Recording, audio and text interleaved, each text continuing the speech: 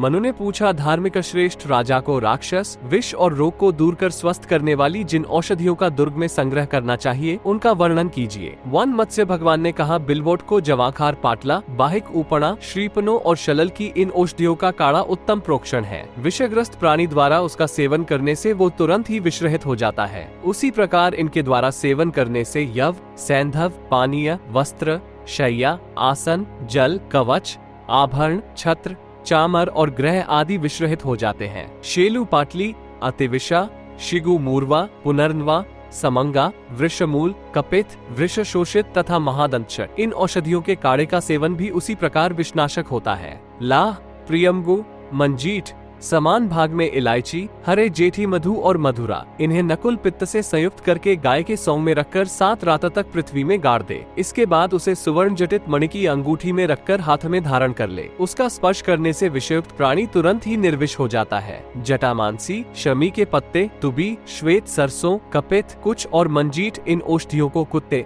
अथवा कपिला गौ के पित्त के साथ भावना दे। ये सौम्याक्षिप्त नामक दूसरी विपनाशक औषधि है। इसे भी पूर्ववत मणि एवं रत्न निर्मित अंगूठी में रखकर धारण करना चाहिए। इसी प्रकार मूषिका और लाह को भी हाथ में बांधने से विष का शमन होता है। हरे, जरामासी, मोजिला हरिद्रा, महुआ, मधु अक्षतवक, सुरसा और लाह इन्हें भी पूर्ववत कुत्ते के पित्त से संयुक्त करके पृथ्वी में गाड़ दे। फिर इनके लेप से वाजों तथा पताकाओं पर लेप कर दे तो विषाक्त प्राणी उन्हें सुनकर, देखकर और सूंघकर तुरंत विप्रहित हो जाता है। तीनों कटु, आंवला, हर्रे, बहेरा, पांचों नमक, मंजीत, दोनों रजनी, छोटी इलायची, त्रिवृता का पत्ता, विडंग, इंद्रवारुणी, मधुक, वेतस तथा मधु इन सबको सींग में स्थापित कर दे। फिर वहां से निकालकर गर्म जल में मिला दे। इसके द्वारा विष भक्षण से उद्भूत पित्त दोष उत्पन्न करने वाला ज्वर शांत हो जाता है। श्वेत धूप, सरसों, एलवालुक, सुवेगा, तस्कर, सुर और अर्जुन के पुष्प इन औषधियों का धूपवास करने वाले घर में स्थित स्थावर जंगम सभी विष को नष्ट कर देता है। जहाँ वो धूप जलाया जाता है वहाँ कीट, विष, मेढक, रेंगने वाले सर्पादी जीव तथा कर्मों की कृत्या ये कोई भी नहीं रह सकते। चंदन, दुग्ध, पलाश वृक्ष की छाल, मूर्वा, अलावालुक, सरसों, नाकुली, तंडलियक एवं काकमाची का काढ़ा सभी प्रकार के विषयुक्त जल में कल्याणकारी होता है। रोचनापत्र, नेपाली, केसर तिलक इन औषधियों को धारण करने से मनुष्य को विष का कष्ट नहीं होता।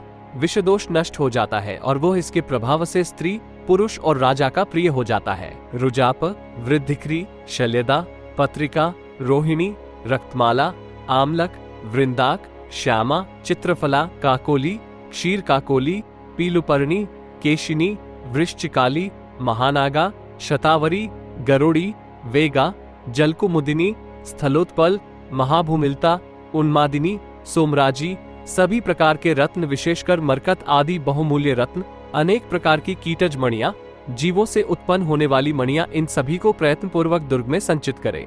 इसी प्रकार राक्षस, विष, कृत्या, वैताल आदि की नाशक विशेषकर मनुष्य, सर्प, गौ, गर्दभ, ऊंट, सांप, तीतर, श्रृंगाल, नेवला, मेक, सिंह, बाघ, रीछ, बिलाव, गैड़ा, वानर, कपिंजल, हस्ती, अश्व, महेश और हरिण आदि जीवों से संबंध रखने वाली उपयोगी वस्तुओं का भी राजा संचय करे। इस प्रकार इन सभी बहुमूल्य पदार्थों से युक्त रहने पर वो सुरक्षित रहे।